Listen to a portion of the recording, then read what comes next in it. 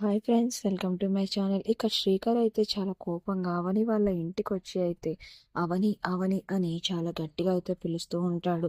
ఇక అప్పుడే లోపల నుంచి అవని ఇంకా సుజాత ఇద్దరు ఏంటి బావ ఇలా వచ్చావు అని అయితే అడుగుతూ ఉంటుంది అవని. ఇక అప్పుడు శ్రీకర్ అంటూ ఉంటాడు, మాయ ఇంటికి వచ్చి పెళ్లి విషయం మాట్లాడినప్పుడు నువ్వు అక్కడే ఉన్నావంట కదా, నువ్వు ఎందుకు దాన్ని ఆపలేకపోయావు అని శ్రీకర్ అయితే చాలా గట్టిగా అడుగుతూ ఉంటాడు. అవును, నేను అప్పుడు అక్కడే ఉన్నాను, కానీ నేను ఏమీ మాట్లాడలేదు అని అవని అనేసరికి శ్రీకర్‌కి చాలా కోపం వచ్చేస్తుంది. ఇక పక్కనే ఉన్న సుజాత అయితే అంటూ ఉంటుంది, నీకు అవని మీద అంత ఇష్టం, ప్రేమ, పెళ్లి మీద అంత గౌరవం ఉన్నప్పుడు నువ్వే ఆ పెళ్లిని ఎలాగైనా చేయొచ్చు కదా! ఎందుకు ఇక్కడికి వచ్చి అరుస్తున్నావు అని అయితే సుజాత అంటూ ఉంటుంది. అవును, నేనే ఆపుతాను.